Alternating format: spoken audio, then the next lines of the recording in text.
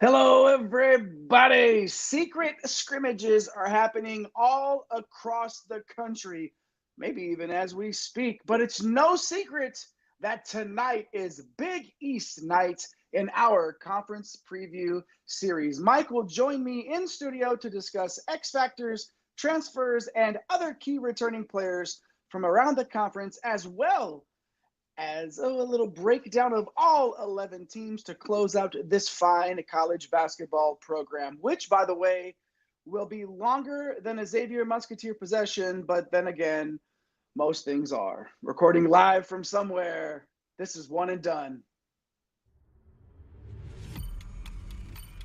Get out the insurance cards, get out the copays. The office is open, my friends. Brought to you by drroto.com. It's time once again for everybody to come aboard that green screens media train. Welcome to One and Done. Bienvenidos a todos a One and Done, your fast break of college basketball information. We are powered by the universe's greatest website, drroto.com. I'm your sometimes humble host, the conductor of the aforementioned Green Screens Media Trim, and I go by the name of Jay Heinrich. Find me on X at Dr. William Cannon. Follow me, and you know I will smash that follow back button. Too deep in the studio tonight, as you can see on whatever viewing device you are using, whether it be your cellular device, maybe perhaps, or you're using your projector in your living room, 120, 150 inches, who knows? But put us on the side of your house if you want to, especially with that guy right there. Look at that smile. Look at those dimples. That's the guy you want your neighbors to drive by your house and see you watching on your television. He's the OG Money Mike at MC Holland 34 on Twitter. Mr. Mike Holland, what's up, man? What's up? It's crazy in the sports world, but we are only a few weeks from adding our beloved CBB to the mix here. I mean, congrats, New York Liberty, WNBA champs. That happened tonight. Dodgers Yankees World Series. That happened tonight. Another NBA one for the little guys. Yeah. Another one for the little guys, right? The NBA tips in a few days. College football is nuts. I didn't throw anything on the field at the Texas game, but I watched a lot of people do that, so that was pretty nuts. And then you got Russell Wilson and the Pittsburgh Steelers dropping 40. So there's a lot going on in the sports world. But you're checking out our previews. You're checking out all the stuff we've been doing this offseason. We're ready to go. We're going to be doing some betting stuff here in the next week or so. We got all kinds of stuff going on. Me and Nate C. Hustle have a new project going on right now on our Spaces page on our YouTube channel, on our Twitter account. So we'll be doing that, just kind of breaking down. It's called One and Done Unfiltered. So that'll be a lot of fun this season. We got a lot going on, Jay, man, and we got the Big East to talk about. So if you haven't watched all our stuff, go check it out. That's right. And, if you're like Mike, maybe you pull a little Russell Wilson to Mr. Unlimited. Mr. Unlimited. They dropped a 40 burger tonight, including a touchdown with 30 seconds left to go that for some reason Mike Tomlin decided to run, but I love him for it. And we love you for hanging out with us here on One and Done. Do your part in the Green Screens Media universe. Push all those buttons, like, subscribe, notification bells, hop in that live chat. We see you in there. Oh, Snake's Eyes. Good to see Snake's Eyes in one of the OG live chatters. Indiana is a football school. Is that true now? I mean, we're seeing it. We're seeing it develop. Good to see Snake's Eyes. Why don't you join Snake's Eyes in the live chat? Say it 5 times fast. No, thank you. But make sure if you're there, where is the Teal blender? Snake's Eyes, you know what? This is the first time that I've had the show without the mixer in there, and you just happened to show up. I was mixing it up, no pun intended, with the backgrounds. And now I feel like I can never do that again. I'm gonna have to just put it back in the background forever and forever. So that's what happens when you get the OG in the live chat there, noticing that kind of stuff. Good stuff there. Snake's Eyes. Hop in the live chat there. Push all those buttons. We'd love to hear from you as we break down the Big East. Let's get to it right now. Last year, regular season champion, to no one's surprise, was UConn, who dominated the conference, won it by 4 games, won it going away after going 18-2 in the conference. That's not too shabby. And then pulled the double-double after beating Xavier, St. John's, and Marquette to win the conference tournament up there in Madison Square Garden. In the NCAA tournament, Mike, we were talking about this in the pre-show. Only 3 bids got in there. There were a couple of teams at the back end that got in, the last couple to get in. That's your really head scratchers. And you can make a case for a couple of these teams, and we'll talk about that later. Obviously, now looking back on it, UConn back-to-back NCAA titles with that big-time heavyweight victory over Purdue. We saw UConn on their way to a title out there in Vegas. Beat Arkansas and Gonzaga in two big blowouts, basically. Yeah, no kidding. And then, of course, Marquette exercised the Shaka Demons to get to the Sweet 16, got past the first weekend.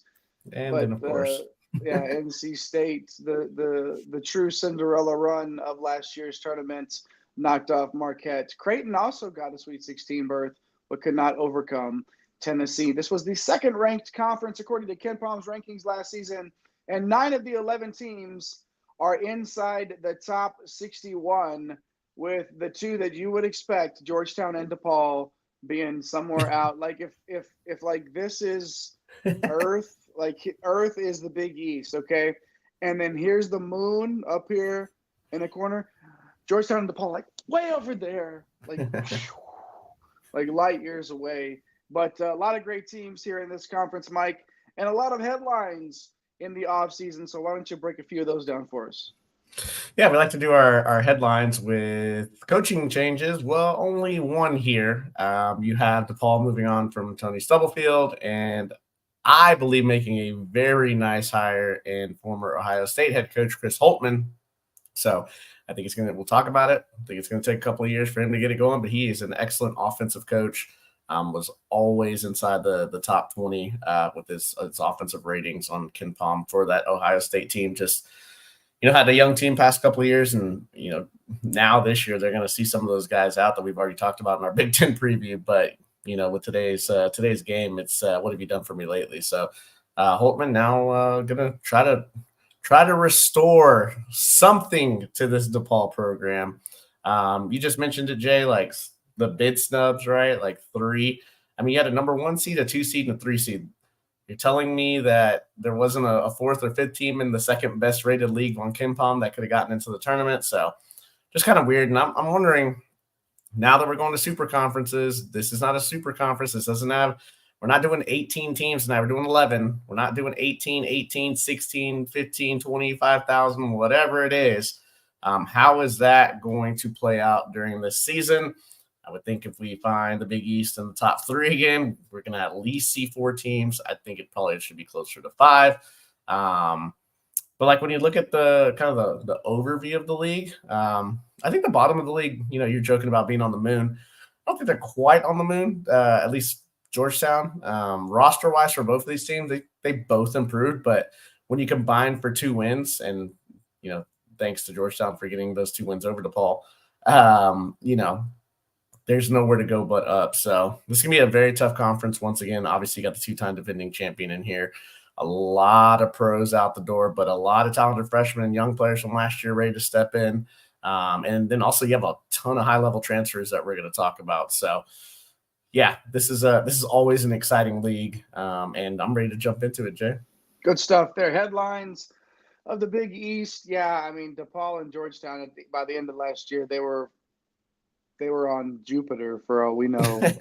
But yeah, they seem to have closed the gap a little bit here in the offseason, and this is going to be a competitive conference from top to bottom. Thanks for hanging out with the Snake's Eyes, and of course, Peanut Butter Posse in the chat doing Peanut Butter Posse things. Good to see you there. Player Spotlight now, as we make sure you hit those like and subscribe buttons, as we're getting into this Player Spotlight. Boom, notification bell, boom, hit it, boom, boom, boom. You don't want to miss this stuff, and you don't want to miss when our DFS show. Man, we're going to have such a big year in DFS this year here on One and Done. Make sure you don't miss it, because we're going to be doing our DFS breakdowns. We're going to be doing our Sunday shows, news and notes.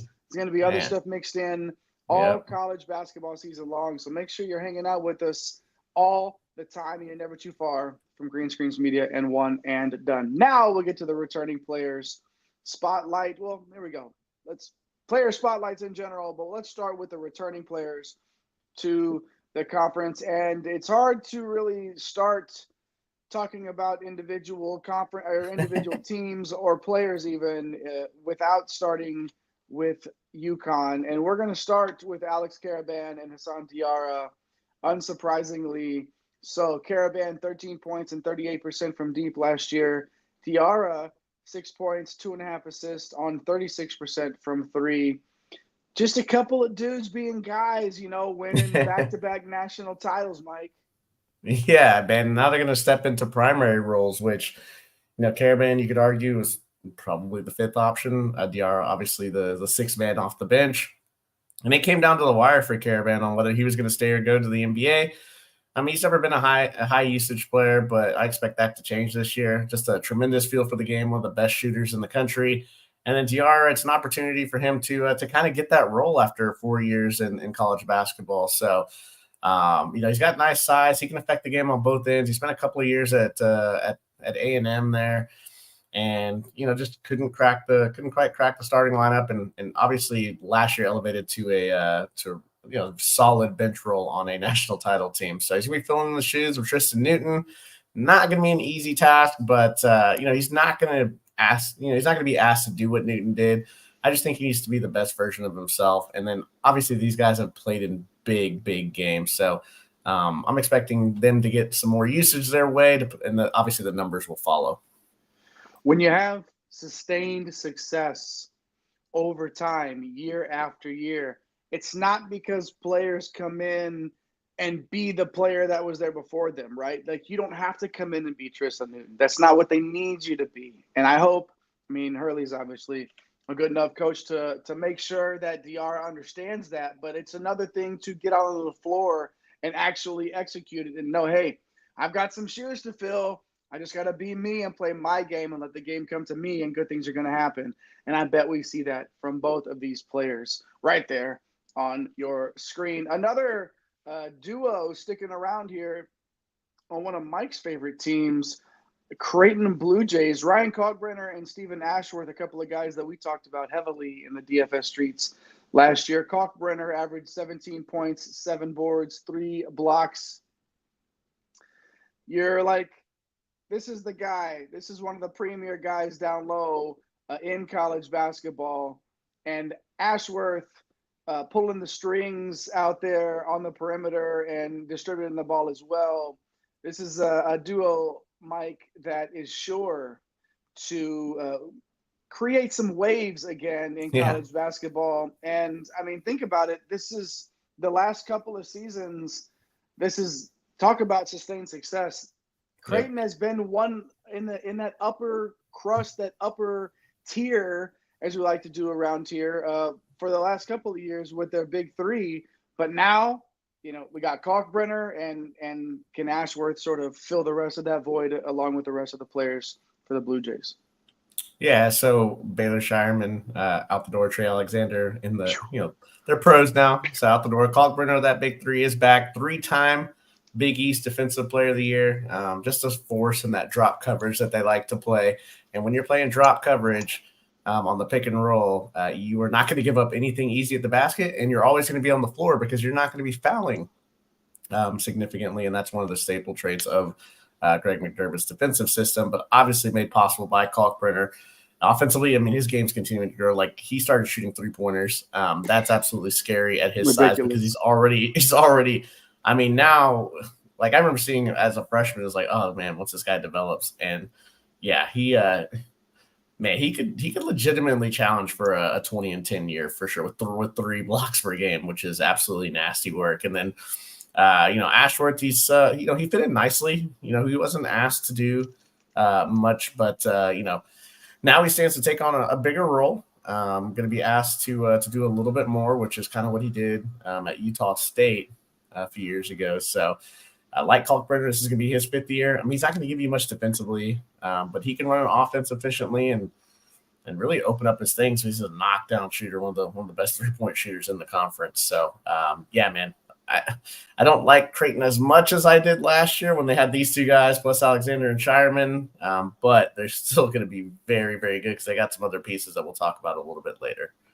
Kalkbrenner plus 5,000 for the Wooden Award. I'm just saying, you get a guy that goes 20-10 and 3 blocks and is going to be in consideration for some postseason accolades, especially if Creighton continues their run of success like they've had as a team. So, just saying, it's floated out there. We like to dig there. Okay.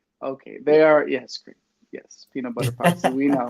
We know they are definitely a very, very good team. That's for sure. All right, good stuff there. Creighton, the 2-pack, UConn, 2-pack before that. But if we got graphics coming on this fine basketball program, as we are wont to do around here, you're getting a 5-pack. It's time for a 5-pack from around the league. We're still on the returning players here, and let's spread some love around the rest of the conference here, starting with Jaden Epps in Georgetown, 18.5 points, 4 dimes per game. Cam Jones from Marquette, 17 points, 41% from beyond the arc. Bryce Hopkins, the forward from Providence, 15.5 points, 8.5 boards. Eric Dixon, forward from Nova, 16.5 points, 6.5 boards, 35% from 3. And then Davion McKnight, the Xavier guard, 12 points, 5 assists, 37% from 3. A bunch of absolute talented players. And I am going to start with Jaden Epps here. Epps was, looking, there's not really another way to put it. He was looking for more opportunity after transferring from Illinois, and boy, did he find it. He ended up being one of the toughest covers in the league, Mike, and it was just on a night in and night out basis, just an absolute terror. What wasn't there was the efficiency, but when you look at the roster around him, he was forced to be that type of player, Mike. It was him in volume or what, So he goes into his junior year now with the full command of Ed Cooley's offense. And Mike, you were hinting earlier that Georgetown has closed that gap a little bit in the offseason and a little bit more talent around Epps. So again, we will definitely see. He's going to score the basketball regardless. He's still going to be asked to score for them a lot. Like that burden of scoring. You hope the efficiency meets, where they need him to be there for them to get a few more wins. I'm going to steal Cam Jones here too, Mike. Speaking of full command, Jones absolutely exploded. It wasn't at the beginning though, right? We saw this. No, remember that? What's going on? What's up with Cam Jones? Like we expected a lot more out of him immediately. And there it was, right there. A little bit of a slow start, but got on the horse and rode like he should have done. Slashed 50, 41, and 72. That's not too shabby at all. And then you're thinking, look at this roster, Mike. Kolek out the door. Who's going to score? Well, somebody's going to have to pick up the slack there. What he's going to have to do, though, Jones is going to have to use his scoring prowess and get easier buckets for his teammates as well. He's set to be an absolute force this year. Cam Jones, Mike, hanging out at Marquette. Yeah, pretty good player. Pretty good player for Shaka to get back, and he's such a Shaka type. Get it done on both ends of the floor. Peanut butter posse jumping in saying Ross Hopkins has to be pushing 40 by now. He's been in the game for quite a while, but unfortunately had that major injury, putting up big numbers, Jay, that you kind of just rattled off. But with him coming back, hopefully he's 100%. We know how much a force he can be. He's 6'7", versatile, can take advantage of different matchups, and I think he's a top 5 player in this conference. Look what the guy did. Look what he's done the past couple of years. So he might have been a top 5 player in the conference the last couple of years. So Bryce Hopkins, just hoping he comes back 100%. Can't wait to see him on the floor again. Eric Dixon, this offense was looking pretty bleak for Villanova, but getting Dixon back, just a huge shot in the arm. Another 5th-year player. He's a big man. had the best offensive season of his career. Like his ability to create offense inside and outside just makes him such a versatile weapon. And there's some hope here. He's been playing the 5. He's an undersized 5 guy. We've been like banging the drum for Villanova to put this guy at the 4 so he can be even more effective. He's already super effective. But you can go and get you, we'll talk about it a little bit later, get you a shot blocker or something at the 5. He can stretch the floor. He gives you just different things. So hopefully Coach Neptune's able to use that versatility to the max, as it still feels like there's some meat on that bone there with Eric Dixon. And Davian McKnight, that move from Western Kentucky to Xavier, it really helped him in his output. Efficiency as well. Just had the best season of his career the 4 years that he's been in college. So he's another fifth-year player, ton of experience. The thing that stood out to me last year is that 15 games against top competition, according to KenPom, there was very little drop-off in offensive production. So you absolutely love to see that. And, he's in Coach Miller's system, and that's a guard-centric offense that we've seen for the past couple of years. We've had Kunkel, we've had Jones, you've had all these guys come through here, Soleil Boom. It's just a good offense for guards to get it going. So expecting Knight to have another wonderful season. You know what you're going to get out of him. It's so nice to have that consistency. And obviously Coach Miller up and down is going to rely on that on a night in and night out basis, as he should, with the experience that he brings to the table. And again, doesn't wilt under pressure. The lights aren't too bright for Davian McKnight. And we're going to see it again this year in the Big East, along with Jaden Epps, Cam Jones, Bryce Hopkins, and Eric Dixon, some key returning players to the conference. Before we get to those incoming from the old player mobility, as our guy Eric likes to say, make sure you hit those like and subscribe buttons. Follow our guy Eric too, at Fantasy Nav, Napesy Hustle, at The Real Napier, our guy Chris. But more importantly, we're okay follows. Every once in a while we'll tweet something that's decent. But at One and Done CBB is where you need to be. That's the Twitter page, for X, Elon's hellhole, whatever you want to call it. Get over there and do that. And TikTok and Instagram are the same as well. So make sure you follow us at One and Done CBB on all those sites. And here on YouTube, which hopefully you're watching, we see a bunch of you over there on Twitter. That's cool.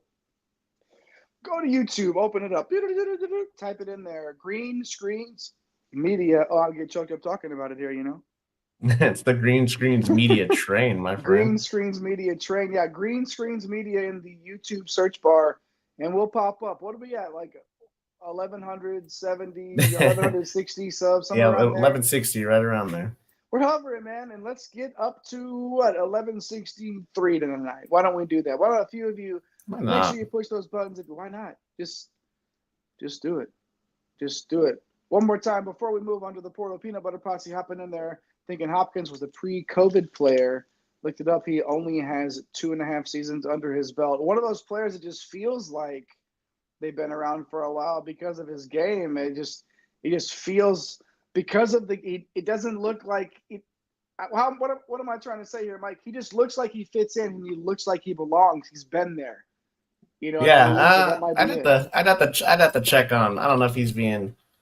I don't know if Peanut Butter Pasta is being a jokester tonight, as per usual, but yeah, I know Hopkins has spent a couple of years, obviously, at Providence. Before that, I believe he was a sophomore when he transferred from Kentucky. So COVID was in 2019. So I don't know if Peanut Butter's just kind of pulling our chain here or whatever. Well, who knows? Either way, good stuff. Keep the live chat rolling. Let's hop over to the portal. The incoming players through the old player mobility waves.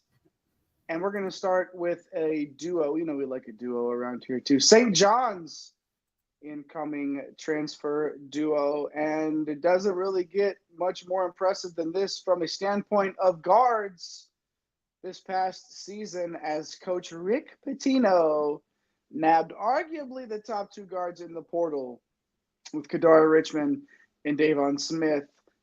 Richmond, of course, transferring in from Seton Hall, Smith from Georgia Tech. Both of them average about 14, 15 points, 6 or 7 boards per game. It's about 6 assists per game. They're not the same player, but you're definitely getting the stats, like you said, the stat stuffers on a night in and night out basis here with these. Richmond, a couple of steals per game too. Smith, 41% from deep. Like, it's not shocking that Pitino landed these guys because it's Rick Pitino. Yeah. But still, like, it's almost a little unfair, and it's going to be interesting to see how this one plays out.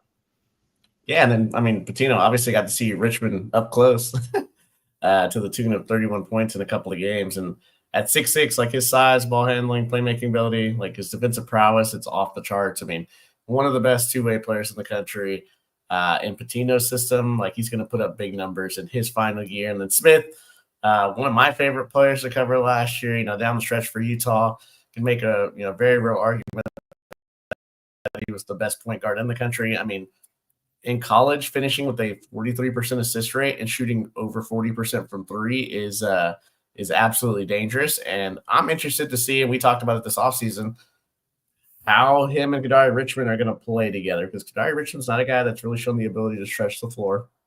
Smith likes to, they both like to have the ball in their hands a lot. Obviously, they looked pretty good the other night in their exhibition game. So their synergy, how that goes, kind of one of the biggest storylines in the Big East this season. So I'm definitely going to be watching for that. But they're just too talented. They're just such good passers. They are unselfish, even though they're ball dominant. And I trust Rick Pitino. We'll just have to see how this thing plays out for sure. Yeah, I mean, in this sort of a conference with the type of talent at the top of it, and top to bottom for that matter, like, you have to have game changers like this if you plan on competing with the UConns of the world. You just do. You have to have it's not just about the X's and the O's. It's about the Jimmys and the Joes and the Kadaris and the Davons. Like, you got to get them in there. It can't just be about the coaching. You got to have these players. And of course, Rick Pitino has done a nice job filling out his roster. Yeah, Richmond is a game changer. Snake's eyes. Yeah, if he could shoot the three, he wouldn't be in college. I'll tell you that. Like, we wouldn't be talking about him right now because he'd be like top five pick. he'd be the second or third guy off the bench for somebody right now, about to learn the ropes in the NBA. So, yeah, definitely, we'll see what he can do. We'll see what he can do. Another duo. Here's a Providence duo transferring in. Bensley Joseph and Jabri Abdur-Rahim. Bensley Joseph transferring in from Miami, of course. 10 points, 3 dimes, 36% from deep. Abdur-Rahim coming over, formerly a Georgia Bulldog, and now a featured Friar there on the screen. 12 points and 36% from three as well for Abdur-Rahim. A friend of the show, Coach English, has done a fantastic job with transfers, Mike.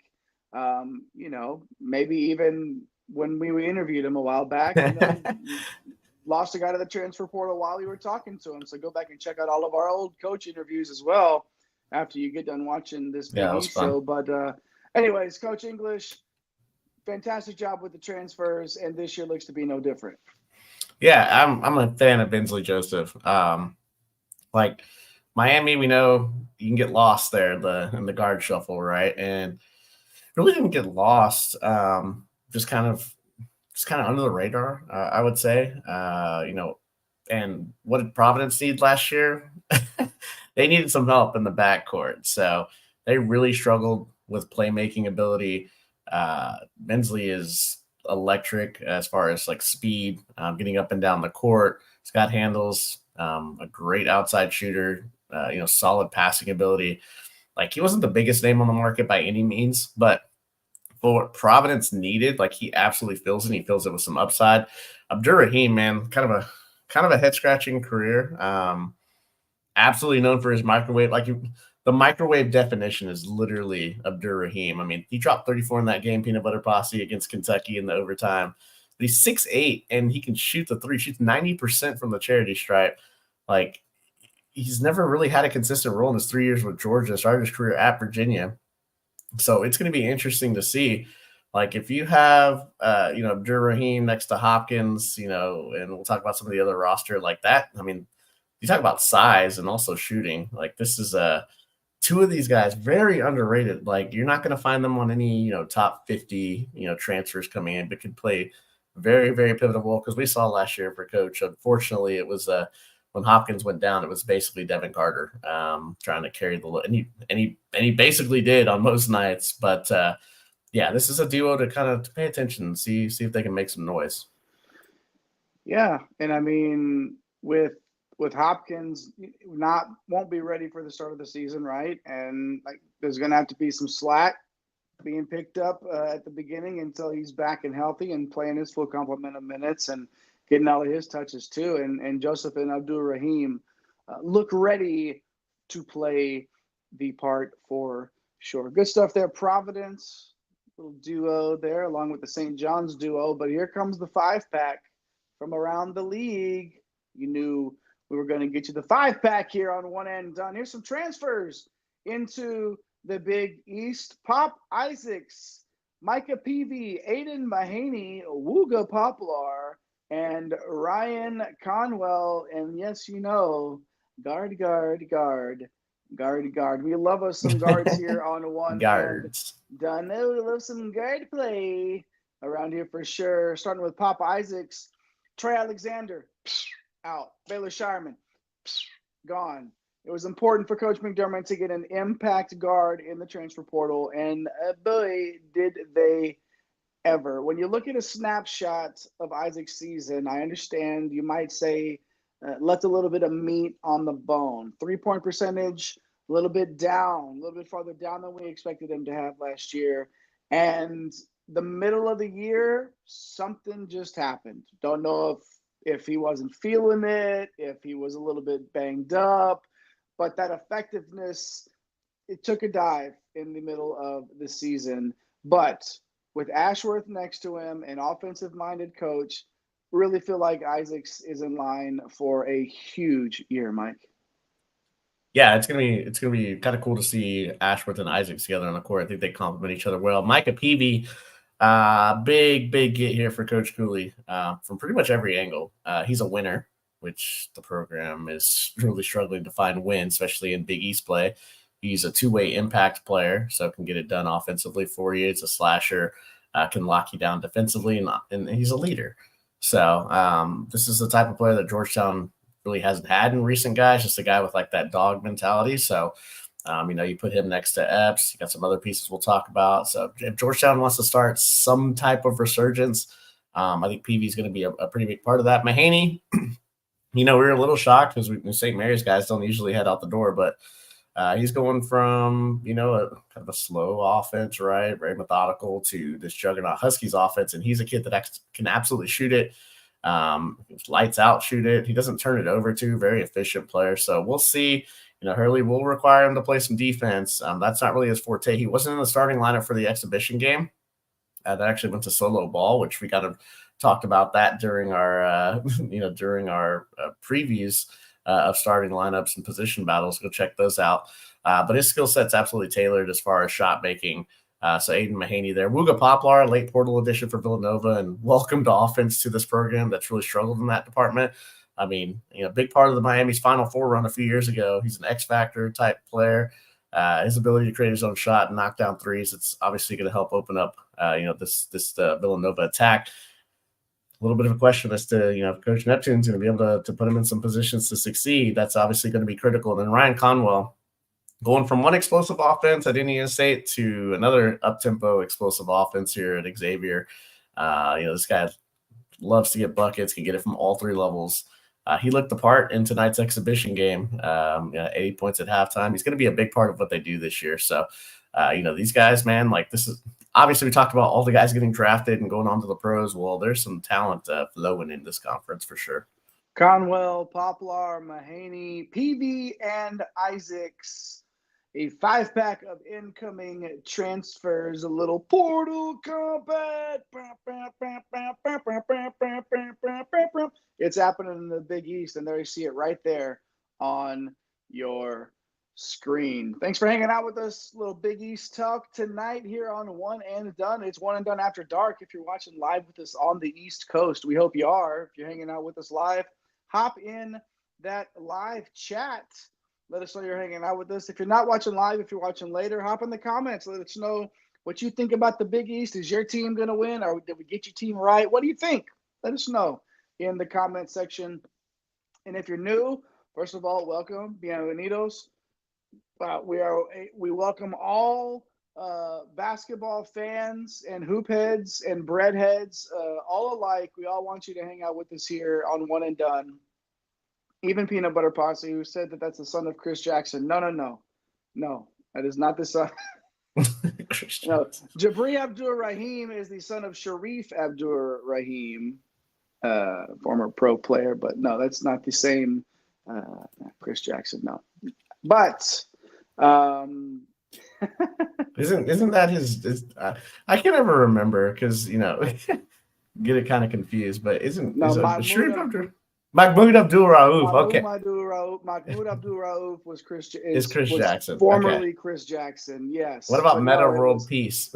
Yeah, no, that's that. How many different names does Ron have? Who knows? I don't know. But I liked him when he was World Peace on the Rockets. He had a good 50 games here and there, But anyways, yeah, no, that was Sharif Abdur-Rahim, man. But we got there. It's okay. No problem. Good stuff. Hey, we got through the transfers.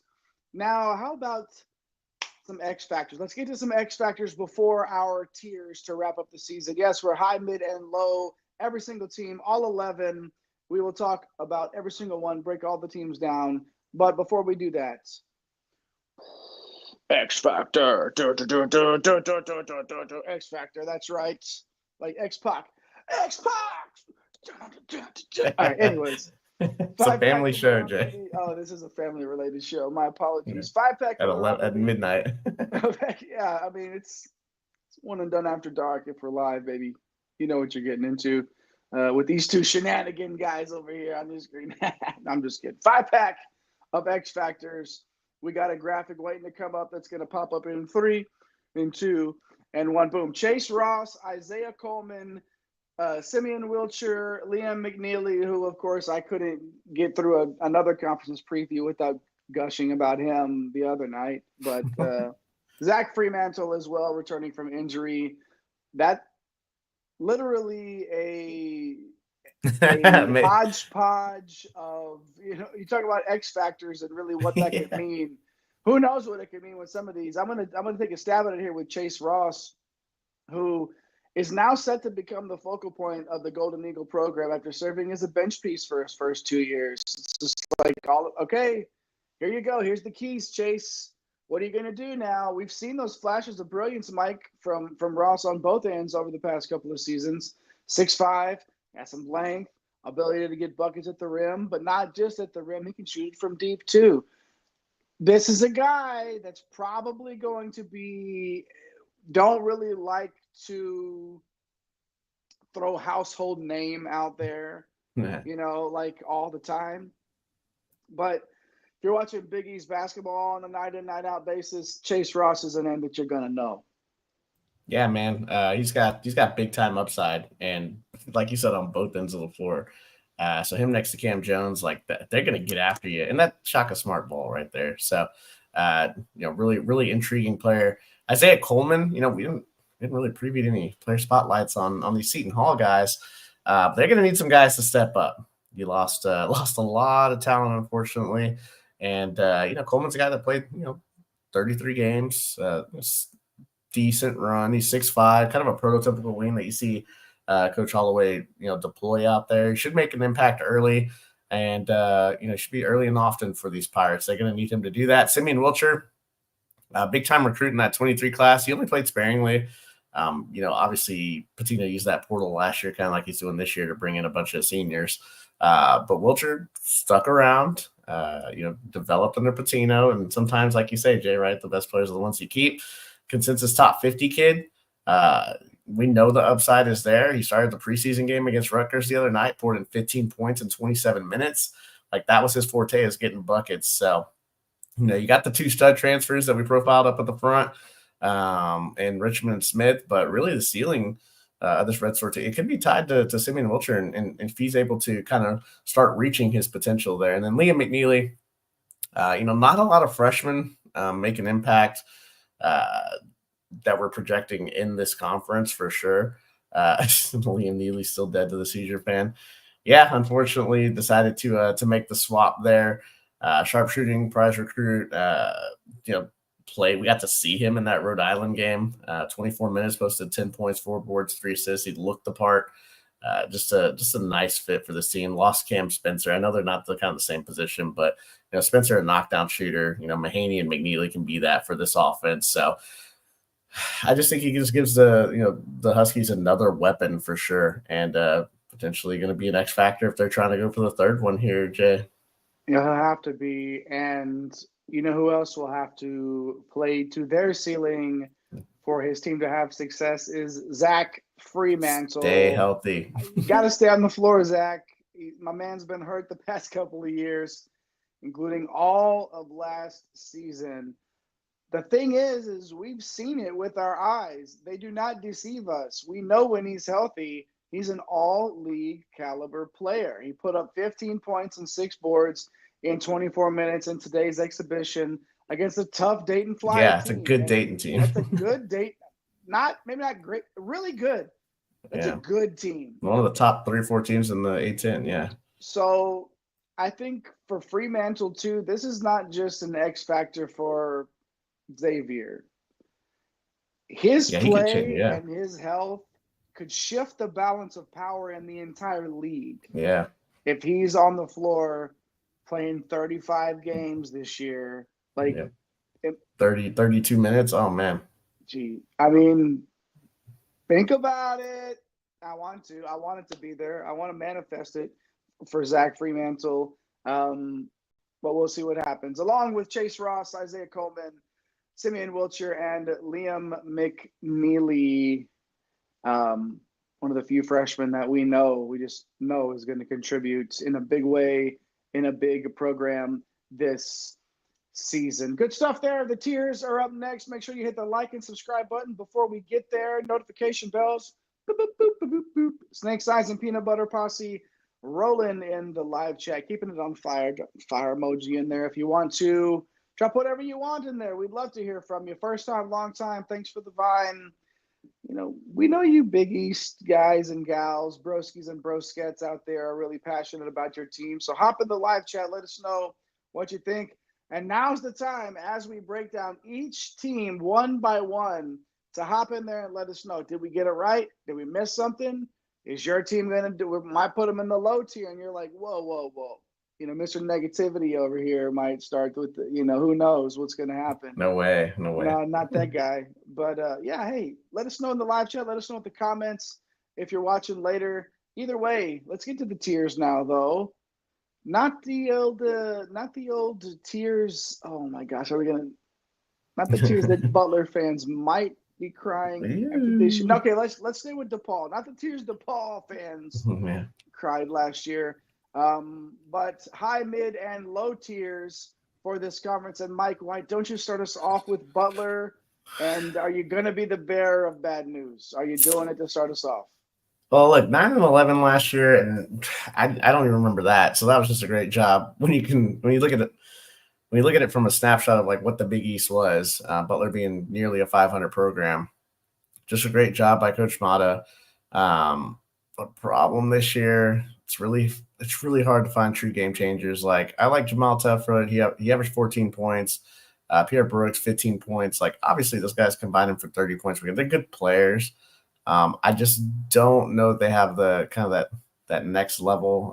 Patrick McCaffrey's coming in from Iowa. He averaged 9 points per game. He's got experience, but defensively, when you look at this roster, it's tough to see some improvement. And then when you stack it up to, some of these bottom tier teams that we think are raising their level, we've got some heavy hitters up there at the top. It just feels like Butler slides down maybe a game or two. So yeah, I don't think it's unreasonable to say that they would have a similar type of season, but just with everything that I've kind of outlined there, I've got Butler in the low tier here, man. So we'll start it off with the negativity, but we'll bounce back. We'll bounce back. Mr. Negativity. I will bounce back for us here with Creighton. Put him in the high tier. Of course, you've got one of the best bigs in the country in Kalkbrenner. Ashworth and Isaacs are I mean, you can say formidable. They're really, really solid. They're great, honestly. Isaac's if you get Isaac's best, Yep. it's talk about an X factor. Isaacs and Ashworth together there form a great backcourt for Creighton. Jemiah Neal coming in, former Sun Devil out there in Arizona, gives them two-way ability. He did average double digits out there last season for Arizona State. And then, it's just Coach McDermott wrote more players in, more players out. This is going to keep rolling. They're one of the two or three best teams in the league once again. Put them in the high tier. It's a layup, Mike. And I'm going to send it back over to you for the two teams that combined with 2 total conference wins last season. Yeah, DePaul and Georgetown. I'll start with DePaul, 0-20. If they won one game in conference, then technically that's an improvement. Still on the low tier, though. It's an entirely new roster, new coach here. A lot of higher floor guys, but lower ceiling type of players out there. They got a couple of younger guys that could potentially develop, but I just don't see it for this year. So DePaul will keep in the low. Maybe a hot take here. I think Georgetown's gonna be one of the bigger surprises this year. I think the roster is much improved. It's Coach Cooley. He's eventually going to win. Like Epps is back. He's got more talent around him. PV being one guy that we spotlighted. Malik Mack, we didn't talk about him. He was fantastic at Harvard last year, 17 points, 5 assists. I worry about Mack and Epps defensively, but they got some young talent, man, and I feel like they're going to be able to kind of push that envelope to where they're getting up to 7, 8, 9 wins. Kind of getting themselves into that lower mid tier rank there. So I do think they're going to be a surprise. I mean, all signs point towards if one or two of these young guys pop off for Georgetown, that's going to be absolutely insane for them. If you could get Jordan Burks, who's coming in from Kentucky, if you get him to pop off. Drew Fielder showed some flashes last year. You got a couple of 4-star guys coming in, Thomas Sorber. We'll see. All you got to do is get one or two of these guys to kind of go with their core 3 that they have there, and I'm pretty excited. So maybe a hot take, though. Most people are going to have them in the low, but I'm going to stick Georgetown in the mid. I like it. Obviously, if Ed Cooley can get one of those incoming guys, just focus on defense. Yeah. Somebody just buys in and comes in and hey man, if you can go in and get stops, you're gonna play. And if you can get one guy to focus on that, even just one, just buy in and be that guy, it makes such a difference on this team. And we'll see that player on the floor a lot. But yeah, I'm not mad at it, man. I'm not mad at Georgetown in the mid tier here. You want to see it, but it feels it feels rough. But he's gonna win. See. It's sooner or later, and maybe we're thinking it's sooner. Right there in the mid tier. Marquette 14-6 last season. Again, the theme of the night. We love to talk about these players that have left, and Kolick and Iguodaro are out the door. But obviously, the premier scorer in Jones. And then Stevie Mitchell and David Joplin are not too shabby themselves, scoring 11 points per game each. And they can both shoot it from deep. So talk about a unique situation here. We know what Shaka likes to do. We know the type of ball that he likes his teams to play. But it's just he didn't bring in a transfer, Mike. Not one. No incoming transfers at all. Weird times. If not the only one of very few programs in the entire country that did not. But again, Shaka finds those diamonds in the rough. He squeezes that coal and turns them into something shiny, and they're going to be good enough on both ends every night out to compete. So I had a couple of layups here, Mike. Marquette. Got to convert them though. And Creighton, yeah, for sure. But put Marquette up in the high tier. I'll toss it back to you. Yeah, man. Providence 10-10 last year, which is with Bryce Hopkins going down. That was pretty incredible feat for them to get done. Reinforcements have arrived. Talk about Joseph Abdurrahim. Jaden Pierre's back. Like, he played 30 minutes a night, 9.5 points per game. Another year in the system here, so expecting a little bit of a leap forward there. They have a lot of outside shooting on this squad when you look at it on paper. I'm not sure about how good they can be defensively, so that's going to kind of cap them in the mid tier for me. And then Seton Hall, 13-7, a breakthrough season. Pick toward the bottom, and they got it done, man. Before the 5 starters are gone, Richmond's gone. Dylan Adai-Wusu is back. Was in the portal, he withdrew, scored 8.5 points, so he's a veteran presence. He can make plays on both ends of the floor. We talked about Coleman as a breakout candidate. You could throw Providence transfer Garway Duwall in there, Ohio State transfer Scotty Middleton. So they got some guys with some ceiling. We just haven't seen it on a nightly basis, an opportunity for some of these guys. Old Dominion transfer Chauncey Jenkins averaged 16 a night. He's a solid portal addition. It's just really, really hard for me to see that upside. Probably going to be wrong, because that's just what Coach Holloway does with the St. Peter's teams and then Seton Hall last year, and he just gets it done. But I feel like, just based on the context of the rest of the conference, Seton Hall is right there in that low tier for this coming season. You think Chauncey Jenkins can stay in double figures? If Chauncey Jenkins, averages around 10, does that change your outlook for Seton Hall, if you know that at least some of that scoring translates? I think he's a guy that kind of gives you a little bit of that floor. But if you're talking like getting them into the mid tier, winning 7, 8, 9, 8, 9, 10 games, I mean, you need somebody like Garway Duwall or Scotty Middleton to be in double figures.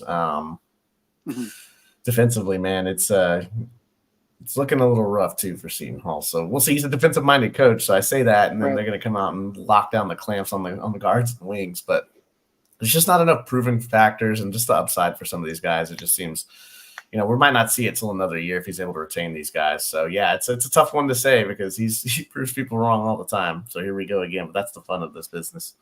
Yeah, not mad at it. I get it. And again, that's a team that we could definitely see up, down, all around. They would be the ones I'd probably swap with Georgetown. Like, realistically, I just think Georgetown has more upside to get them into a higher bracket.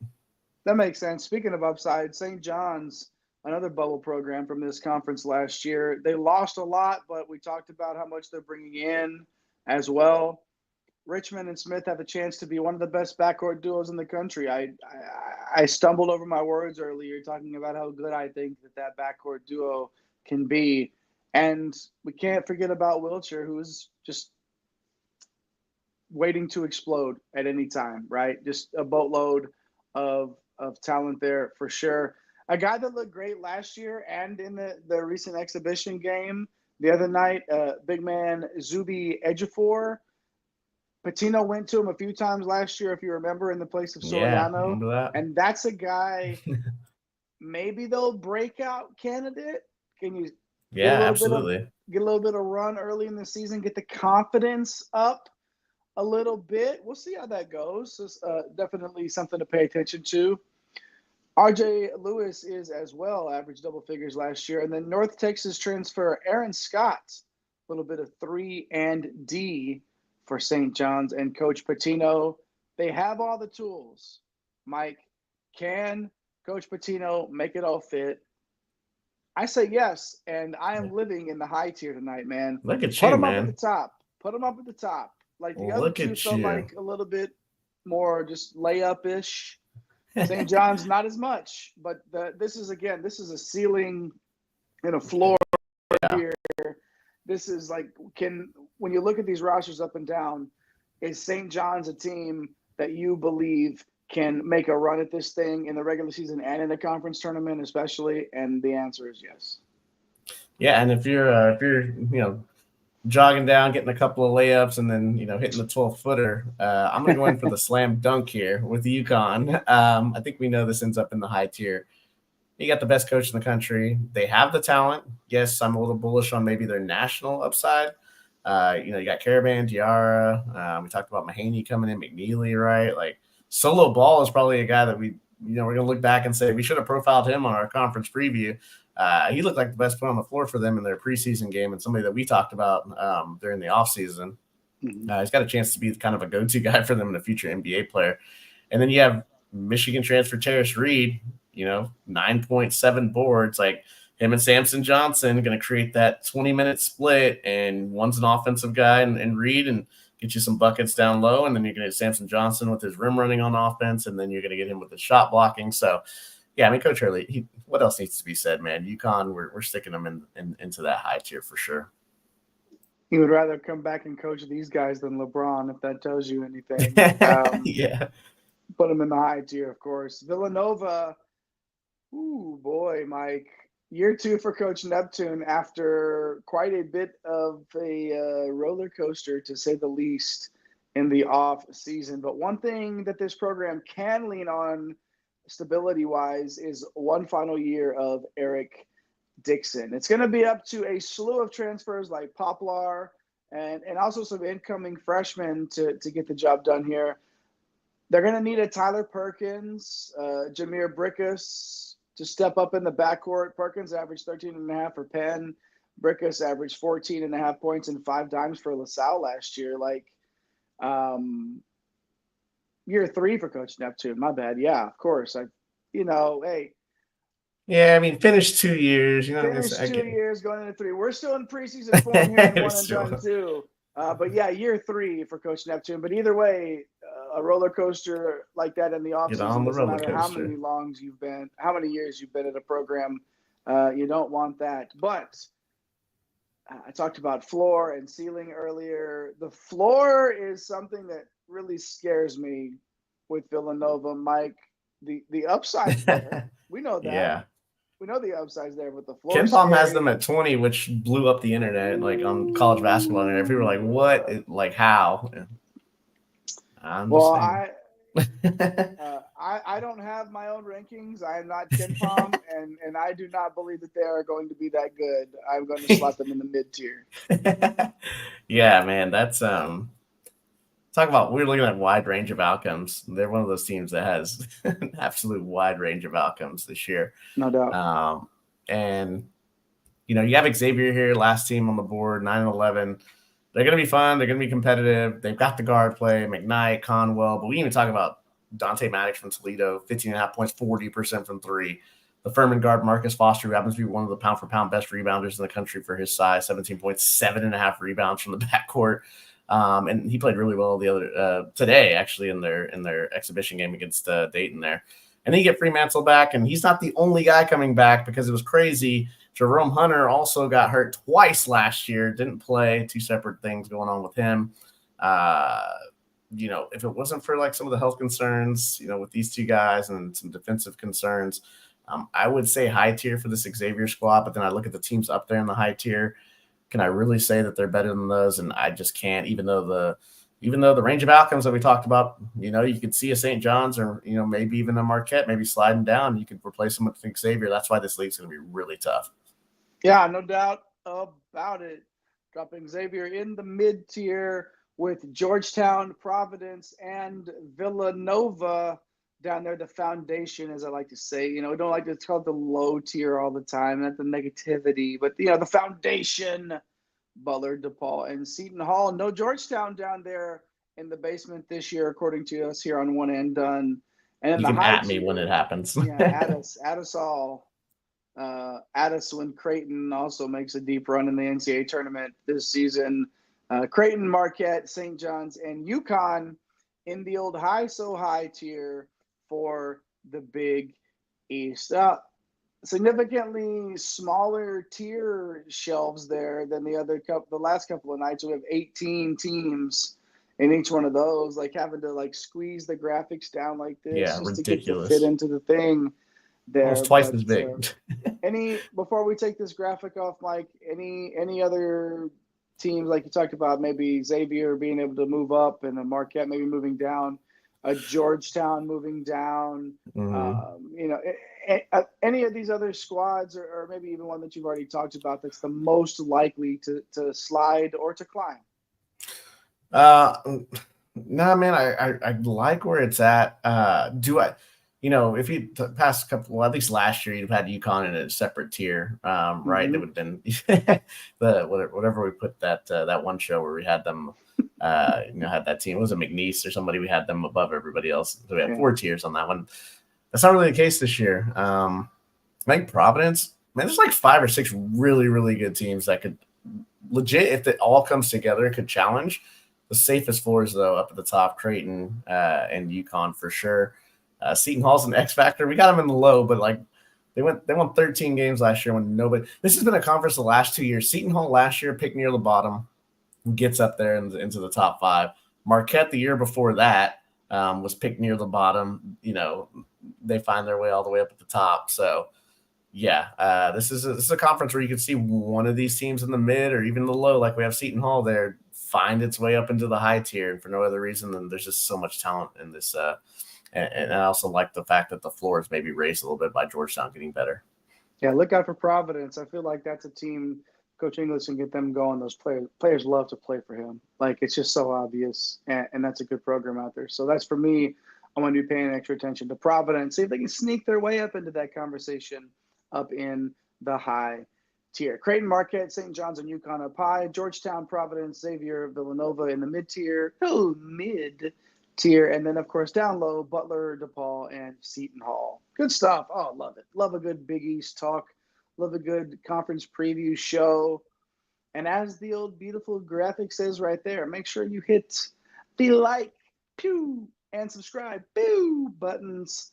Turn on the notification bells. Follow us at One and Done CBB on TikTok, on X, on Instagram. Got stuff rolling out there. And, you know, we're going to have things rolling out in season. DFS content, talking about that earlier. Man, we're going to have such a big year here on One and Done. It's not called Green Screens Media because we're not winning. Okay, guys and gals, broskies and broskets. It's Green Screens Media because we're bringing them green screens in with our guy, El Capitan himself, the OG Money Mike, Mr. Mike Holland, at MC Holland34 on Twitter. Make sure you also follow at Fantasy Nav in those Twitter streets. I got Eric the Blue pushing buttons tonight, putting up those fine graphics for you all, putting up those comments. Snake Eyes dropping the thumbs up there in the live chat. Good to see you there. Nice. Thanks, Eric. Good stuff there. Right on cue, like you always are, my dude. Then, of course, at The Real Napier, I got Chris, Napesy Hustle, doing big stuff, too. And we're doing big stuff. We coming back again tomorrow, Mike? I think we're going round 2. Yeah, might as well.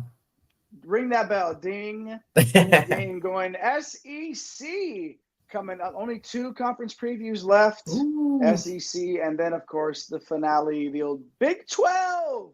We'll play intramurals, brother. Thanks for hanging out with us all.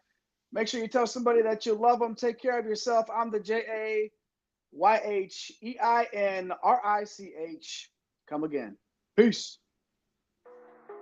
Thanks for stopping by the office. Get your fantasy prescription by subscribing to the channel and checking out drroto.com.